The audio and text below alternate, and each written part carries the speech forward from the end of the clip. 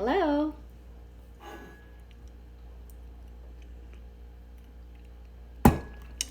Good morning. Happy Wednesday. Totally thought it was Thursday today. I guess that happens. But as I was informed, it was actually Wednesday, so I guess I'm a little ahead of my week. Good morning. So, how is everyone today on your hump day? You getting through the week all right? I'm going to wait for a few of you to join before I dive in on our topic today, which is asking you the question if you are quite ready for the cold and flu season this year. Are you doing everything that you can to help your body get through it mostly unscathed? So that's what we're going to be talking about today. Good morning. I hope you're all relaxing. It's been kind of a crazy week or two over here in Dr. Pingle land, so I'm kind of hoping that it just kind of calms down a little bit this week. So we'll see. Then my kids are due to go back to school in a couple weeks, so we're pretty happy about that because having them home is definitely a little bit of a challenge. What's up, Fred? How are you? From all the way across the world, nice to see you. Good morning, everyone. So, for those of you that are new here, I'm Dr. Tricia Pingle.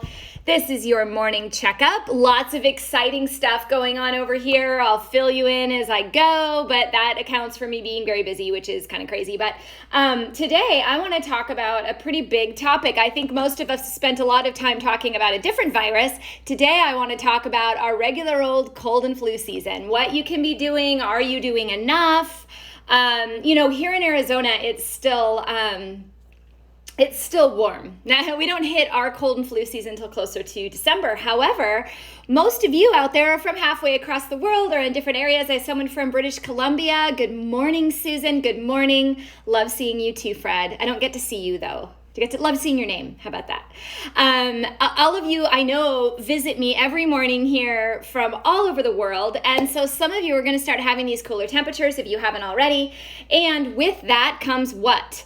The dreaded cold and flu season, which everyone worries about every year. And I would say, just from the feedback I get, that most of you are a little bit worried about this year, just with everything else we've been dealing about. So I want to talk about ways that you can prep your body for this. And I want to talk about research, the research that's behind certain nutrients and herbs that actually help you protect your body. Now, I sit here every day and I talk to you about how important your health is and how putting in a good diet and getting exercise and mind, body, and releasing stress and all of that is to your health. And this is no exception.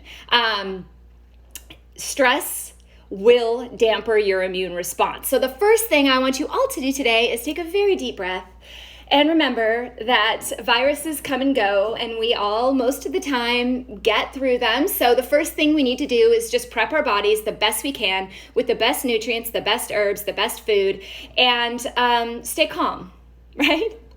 Are any of you really worried about this flu season with everything going on, like more than usual? You know, we have luckily, our school district, I believe, is going to start sending my kids back to school here in Arizona in a couple weeks.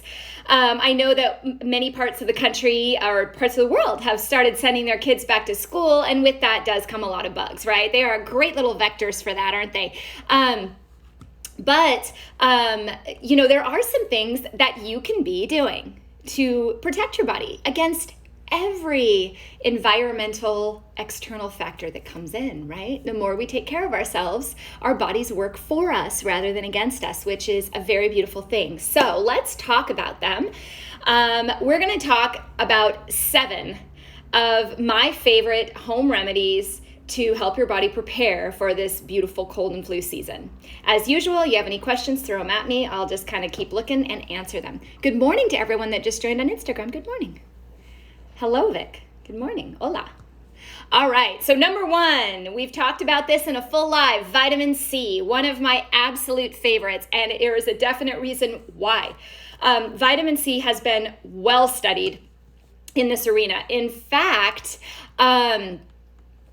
It's a water soluble vitamin, and it is required for more than 300 metabolic functions within your body. Okay, so it's not simply for the immune system. But what's cool is that this has been used, vitamin C has been used well before the introduction of antibiotics. This goes way back in medical history. Many doctors used vitamin C to heal those that were sick with bacterial or viral infections. In fact, in the 1940s, a doctor by the name of Frederick Klenner published 28 scientific papers in which he shared his methodologies for healing chickenpox, tetanus, mumps, measles, and polio, all with vitamin C. Pretty cool stuff, okay? And then, of course, with the onset of our medicines, we started intertwining that, and many of us use a combination of both. And I think just giving a good call out to vitamin C right now is well worth it. A lot of the studies, in fact, most of the studies, show benefit with something as low as 200 IUs a day, which is ridiculously low. Okay, that's really not a lot. I definitely use more than that on a daily basis. But let me tell you about some of these studies because they're pretty neat. So there was a study in 2013 where they did a meta-analysis. So that's where they look at a group of studies and they look at all the individual studies and come to a general conclusion. It was around 30 trials that involved over 11,000 participants, okay? The researchers found that the most active participants, so those that ran marathons, runners, skiers, soldiers, reduced their risk of getting a cold by 50% when they took just 200 milligrams of vitamin C a day, okay? Now, they also reported that taking 200 milligrams of vitamin C in just general adults reduced cold symptom duration by 8%, and in children, it reduced it by 14%. So not only has it shown benefit in prevention of actually letting the virus take over your body, colds, flus, but it also lowered the duration and the severity of the symptoms. Now, I find that fairly regularly in practice. In fact, I advise my patients to be on vitamin C on a regular basis, making sure they're eating vitamin C rich foods, taking vitamin C, which comes down to how much should you be taking, right? Now, I always have to give you the disclaimer, you gotta talk to your doctor, right? I don't know what you have going on. You should always check with your doctor. But the ranges of vitamin C dosing range anywhere from 200 milligrams to, I guess orally, probably 10,000 IUs a day. Now, if you take too much vitamin C, you get loose stools. You're in the bathroom all day. So you have to find what works for you. You definitely don't want to be taking so much so that that's happening, but you want to make sure that you're getting enough to support your immune system. Lucky for you, 200 seems to be having a pretty significant impact in research. I personally usually recommend starting with 1,000, obviously talk to your doctor, and then work it up with them to a certain amount to really support your immune system. Now, vitamin C, if you want to hear more about what it does, all those 300 enzymatic reactions, I have another live that I did, I think it was about 2 or 3 weeks ago, on vitamin C alone, and it's pretty freaking incredible. There's also an article at drpingle.com you can check out on vitamin C. Definitely something to work into your new cold and flu season if you haven't already. Number 2, probably my favorite herb for the cold and flu season is oregano. Love oregano. Oregano has been used for thousands of years, particularly in respiratory illness, but it has been well known for its antiviral, antibacterial, antifungal properties. In fact, in 2011, there was a study that showed that oregano oil was able to inhibit different human and animal viruses in vitro. So there's been a lot of follow-up research on that.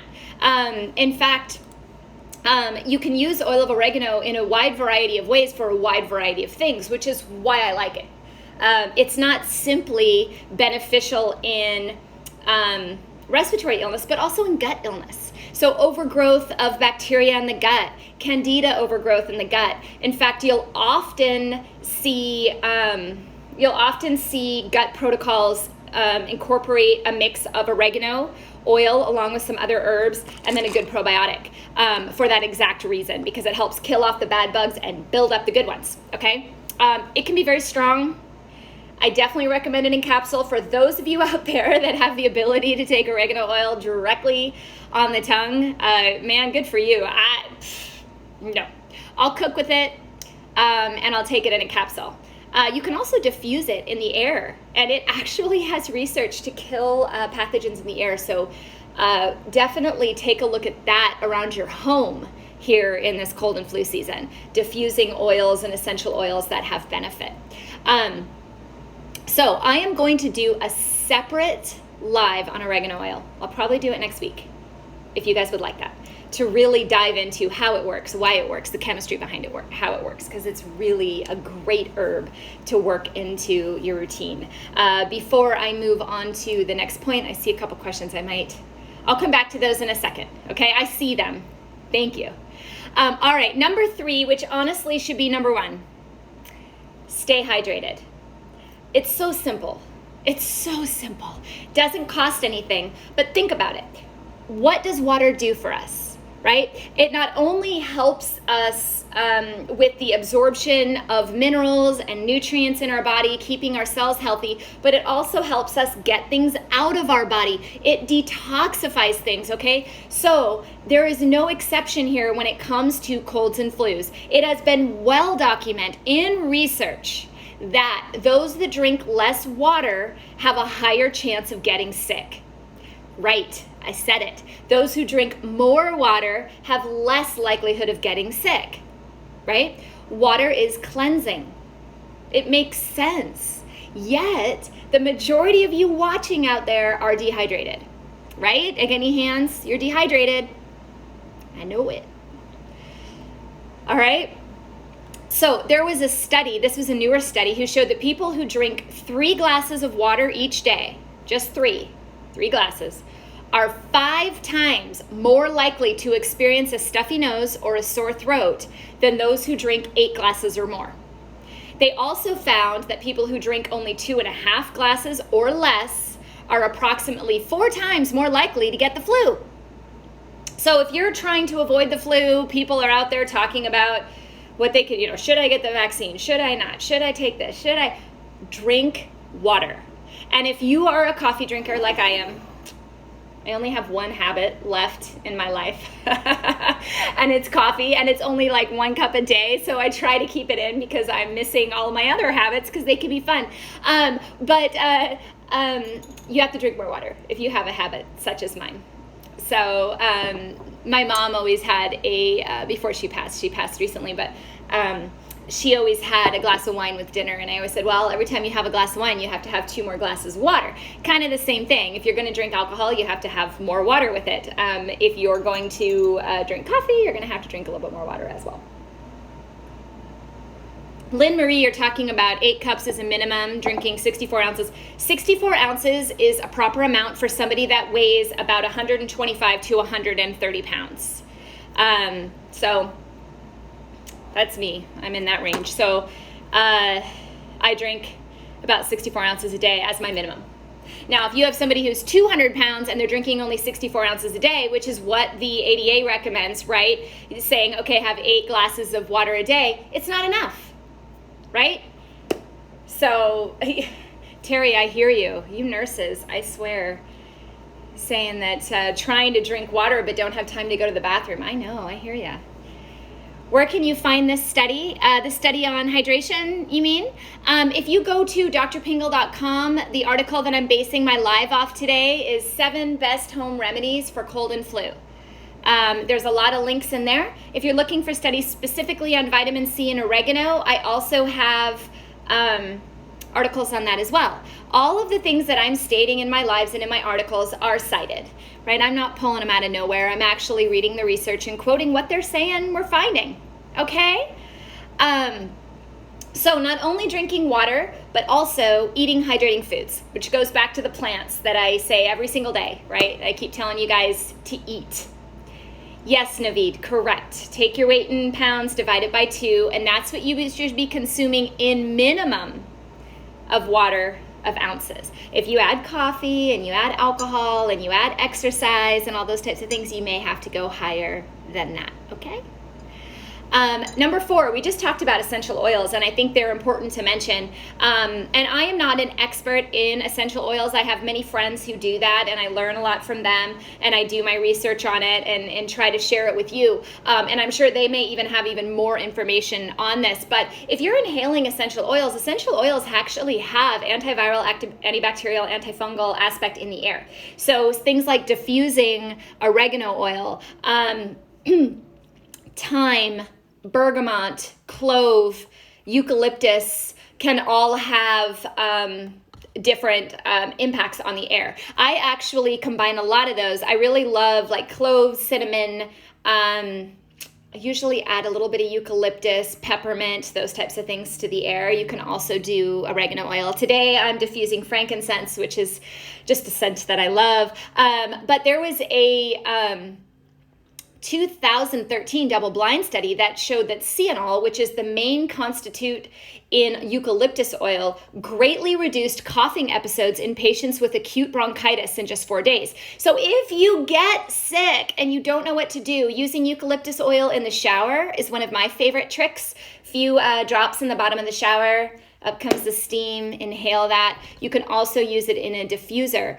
They also found in a 2014 study that the vapor of both bergamot and eucalyptus oils were very, and this is quote, I quote, very active against influenza virus after only 10 minutes of exposure. Furthermore, thyme oil was shown to inhibit the flu virus. So, sounds crazy, but in your home, if you have a diffuser, I have one, I don't know if you guys can see it back there, going right now. You can just buy a little home diffuser. I would definitely recommend during the whole flu season to be putting in things like bergamot, eucalyptus, thyme, cinnamon, clove, lemon, rosemary. These are all essential oils that can really help fight in research against colds, flus, and otherwise. Your husband is super sensitive to eucalyptus. Yeah, some people are. I love it. I love it. I love it. I love it. But yeah, if you're sensitive to it, don't use it, right? There's plenty of other herbs that do similar stuff. In fact, if you're looking for something other than eucalyptus to open up nasal passages and stuff, I would lean more towards peppermint, maybe. That works pretty well. We talked last week about magnesium salt baths and the power of floating. Epsom salt baths actually have good research against them for the cold and flu. Not only do Epsom salt baths help draw toxins from your body, okay, which is great when you're sick, you want to get things out, right? They're also great to reduce fevers. Okay, so if you have a fever, you have a body ache, soaking in an Epsom salt bath can really help. Now, if you have a fever, or if your child has a fever, keep in mind that temperature is going to matter. You don't want it to go too hot, but you don't want it to go too cold. Kind of like Goldilocks. You've got to find that in between where you can soak, let the Epsom salts pull out toxins, and then hopefully go get some rest. Okay? Number 6, the probiotic. Now, for those of you, I know you're going to start hammering questions at me about probiotics, which I love. I did do a live on probiotics, and I do have a couple articles on probiotics. My supplement line has a probiotic that I absolutely stand by called Total Probiotic. Okay, there's a lot of reasons why you would pick one probiotic over another. And I do think that warrants another live as well. I did do that a couple months ago. If you missed it, I don't know if all you guys saw it. I could always come back and do it again. But a really good probiotic matters because we have a synergistic relationship between our gut flora and our body. Okay, and one of our first lines of defense in our immune system comes from that balance of gut flora. So having good bugs in there helps when something is ingested, right? Or inhaled. Anything that makes it inside our body is subject to being attacked by any type of other bacteria that we have in there. So having a good balance of bacteria in a high enough volume during the cold and flu season has a lot of benefit towards your immune system. I say, I like to say around 100 billion CFU per day, but let me clarify that, okay? 100 billion at packaging. So for example, if you guys were to look at my total probiotic, right? You'd say, gosh, Dr. Pingle's recommending 100 billion a day, but her probiotic only has 20 billion a day. My probiotic labels what it will be at expiration.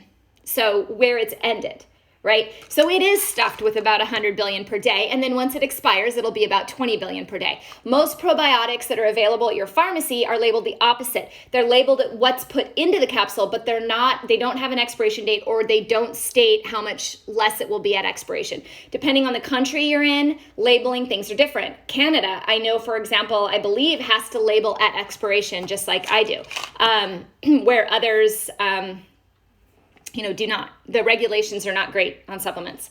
How many strains and amount of probiotics? Yeah, so at expiration, it has at least 20 billion CFU.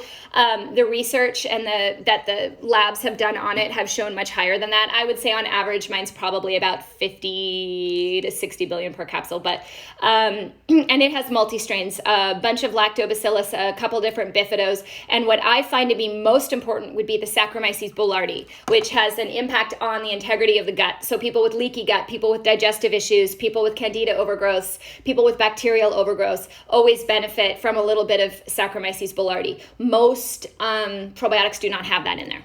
So that's why mine's a little bit different than the ones that are out there on the market. I get asked that quite a bit. So if you're looking for a good probiotic, I do have one, or go find one, but those are important things. Probiotics are important for helping the immune system in preparation for all these viruses that we come in contact with during our cold and flu season, okay? In fact, they help in the research associated with probiotics. They've been showing that it helps to soften your body's inflammatory response to the cold or flu. So it can lessen the severity of your symptoms. Because whenever you come in contact with, let's say, the flu, your body inflames. And the more it inflames, the more dramatic the symptom, right? So it's a way that your body's trying to fight off the virus. So the probiotic can help with that a little bit. A 2012 study conducted on college students showed that those who took probiotics compared to those who didn't, on average, when they were exposed to a cold, their colds ended 2 days sooner and their symptoms were 34% less severe. Okay, so lastly, the little things that I know my grandmother always told me to do, and maybe yours as well, is neti pot. You guys know what a neti pot is? A neti pot is one of those, it looks like a little teapot, and you fill it with saline and you pour it in one side of your nose and the water comes out the other side. And if you don't do it correctly, you feel like you're drowning. If you do it correctly, it has a really good impact on cleaning stuff out of the nose. Particularly if you can start it at the beginning of symptoms, or if somebody's been exposed in your household and they're sick, and you can start using the neti pot. A lot of the times that will flush it out of the nose before it even gets down into the lungs. So neti pots are great. Plenty of rest, hot water bottles, hot and cold therapies, nutritious food. These all matter in preparation for the cold and flu. So hopefully you guys are able to take some of my suggestions here. And I promise I'll do some more lives on some of these individual topics because I do think they're really important. And I think there's a lot that we can do. Our body has an innate ability to heal.